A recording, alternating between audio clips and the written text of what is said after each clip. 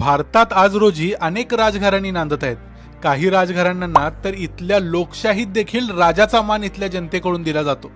छत्रपती शिवरायांचे वंशज असणारी कोल्हापूर आणि सातारची घराणी घ्या, अजून देखील लोकांच्या मनावर राज्य करतात। एकेकाळचे होळकर आणि शिंदे यांच्यासारखे सरदार देखील नंतरच्या काळात तिथले राजे होऊन बसले आणि आज देखील इंदोर आणि ग्वाल्हेर या भागात त्यांना स्वतंत्र राजाचा मान मिळतो।